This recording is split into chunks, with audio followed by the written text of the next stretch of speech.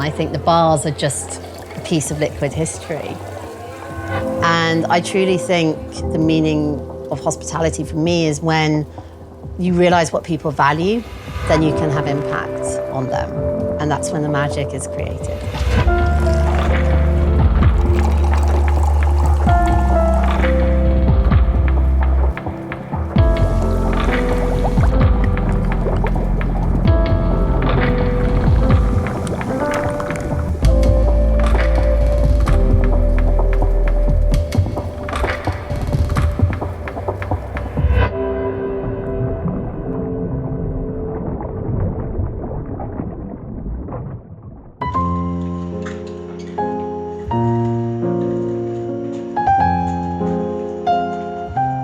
So I think if there's synergy between the glassware and also the menu, I think that would look, if you're looking at that on the table, that would look really nice. My name's Anna Sebastian, and I'm the founder of Anna Sebastian Hospitality, which is a global consultancy agency. And we specialize in commercial and creative strategy in the luxury beverage. So with a big focus on hotels, we engage with them, we look after all of the brand partnerships, but we want to do things with purpose. And the purpose of this is to improve the industry, to make things better, to create a new way of working. But ultimately, you know, I want to leave the industry in a better place.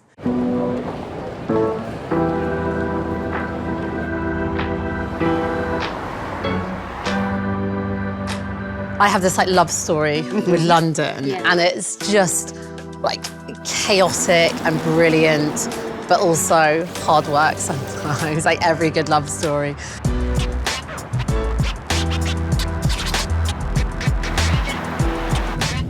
The great thing about London is it caters for so many people. And I think the diversity that it has allows you to be whoever you want.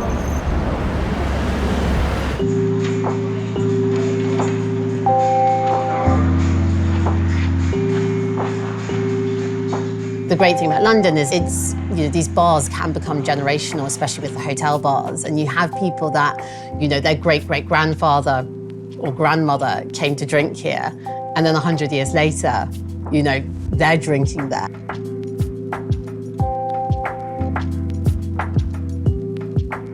In 2010, I saw that the Savoy was reopening. I started in 2010 for the reopening as a host in the American bar. I didn't know anything about bartending or, hospitality or the art of hosting, and didn't really realize that being part of this team was something that was going to change my life. The thing that makes Savoy unique is it was a hotel of many firsts. But one of the stories that I love, it was the first hotel to have lifts, which were known as ascending rooms. If you look at some of the people that have worked here and been part of this and look at what they're doing now, so many of these people are owning their own bars, businesses. They're so successful, and not just in the UK or in London, but around the world. A lot of us wouldn't exist or be here or be where we are in our careers without this hotel.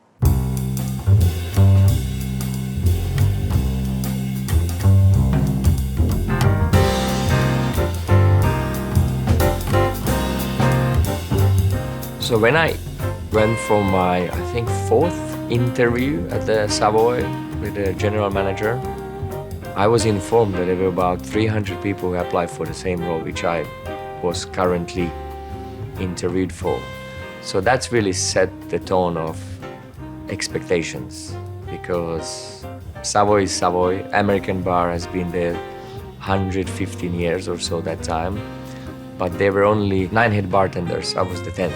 To get that title, which is already quite scary, that thinking about a century period and only 9 people in front of me, they were holding the title, and some of them, they were working their life until they retired.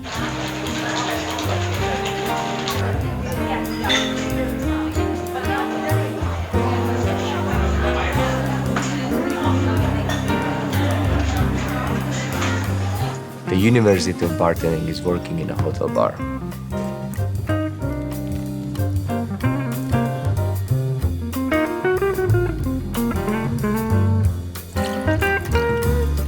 anywhere I went, we never went to a hotel bar. It was always cocktail bar or restaurant or club.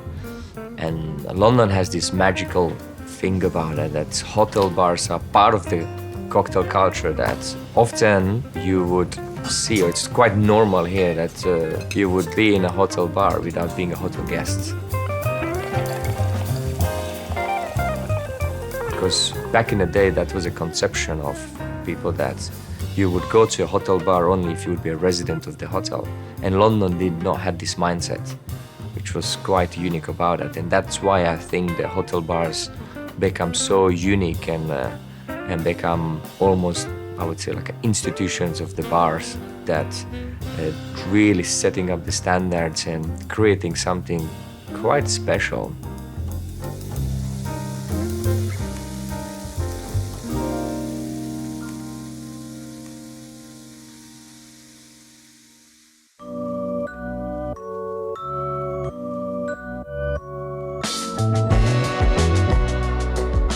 As much as London is a really diverse city and it's really eclectic, there is still a gross misrepresentation of, you know, kind of whether it's colour or gender and the gender pay gap and all of these things, they still exist. Yeah. That's probably why you started Celebrate Her.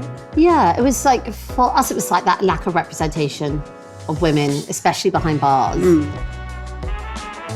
Celebrate Her is a non-profit organisation. It's a community of women within the drinks industry. The main pillars within Celebrate Her are education, wellbeing, community, and through that we get to do some incredible events.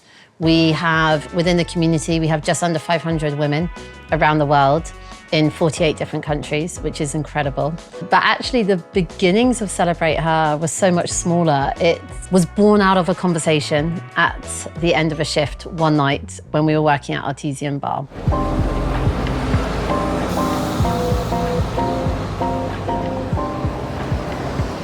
They started one night, and I believe they started out of us thinking how many women we had at the bar. Yeah. And because we were 50-50, we were kind of wondering how many other bars had that, and so on. And I think that we start to ask ourselves, what can we do?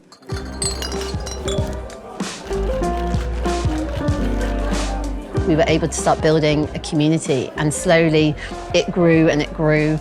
And we started hosting events and panel discussions and seminars and talks just to really spread the word and spread the message and to talk about the small changes that we could make to improve the industry.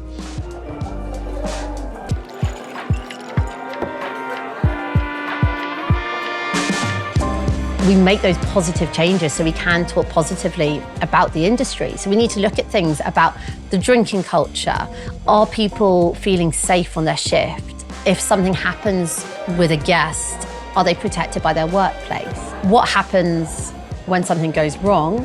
What is the process to follow? Because undoubtedly in any industry, at some point things go wrong. And I always say we need to prepare for the worst.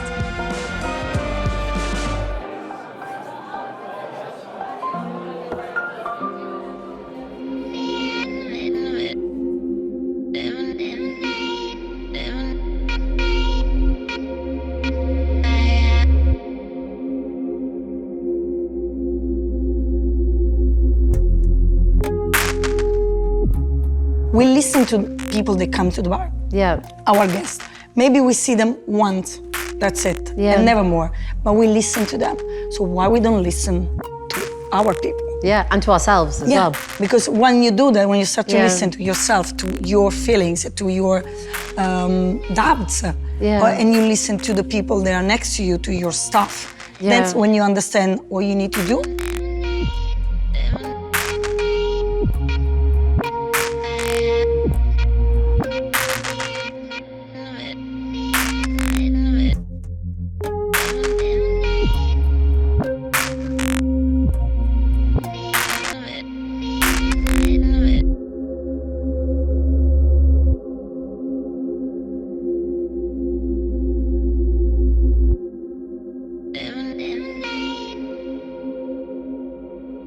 It's going to take 133 years, which is 5 generations, to achieve gender parity, unless we all start taking action And I think it's going to be the small things that everybody can do that will make that big difference.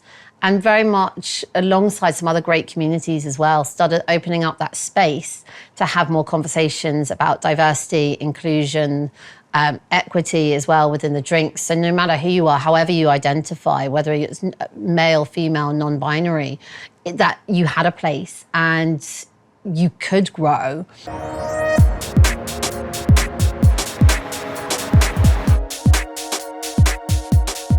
So the hotel has a great connection with James Bond, starting from the Broccoli family, which is the historical producer of James Bond, and all the actors that they enter the door in Dorchester, they stay here, they also do celebration in the ballroom. So we said, okay, we need to create the best cocktail. And so instead of creating a version of the Vesper Martini, we create our own Vesper Martini. You can only get this Vesper at the Dorchester because 3 elements in this cocktail are made by us and for us.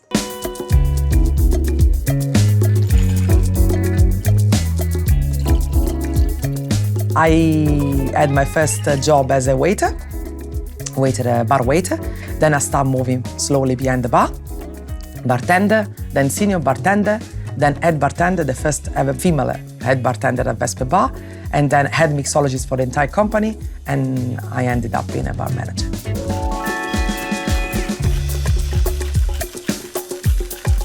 You need to teach people.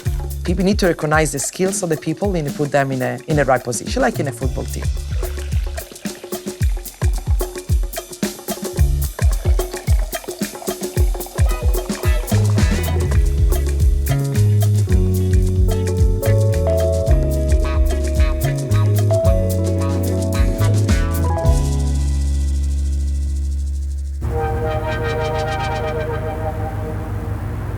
London is an amazing place because it is a city that I think has always driven the industry forward in terms of its bars, its hotels, its culture, its food, like everything about it. It's also, you know, for me, London is a gateway to other parts of the world. I mean, for me, hotel bars are such a unique place to work. I can't imagine how my life would be if I hadn't worked in hotel bars. I think that's the beauty of hotels. You get to be part of people's lives. People choose to celebrate really big milestones of their life, but also some really poignant ones as well. And it's so special that we get to be part of. There was a great sentence that my bar manager in Florence taught me. Remember, Lucia, that at the end of the day, all of us, we are a waiter. So at the end of the day, it doesn't matter if you're a bar manager, a superstar bartender, someone is winning competition, someone doesn't.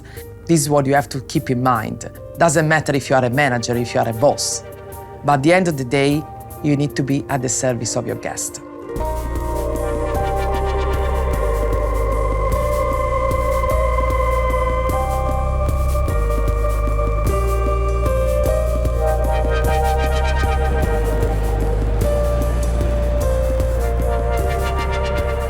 I think community is so important because we're all better together than we are on our own. Yeah, so, sure, you I know, love that. it works really well for everything, but particularly in this industry, particularly now. We can't boil the ocean, but what we can do is make small changes. And I think through community, it's through sharing resources and sharing opportunities, and also giving people opportunities as well, like deliberately giving people opportunities and that seat at the table. It's so important that we create a culture where people feel safe and happy, and where businesses can run in a new way, because businesses 20 years ago and now are so different. So I think that's key, that we all have to go with this movement and make those changes and listen and be open and receptive to what the future of this industry should be.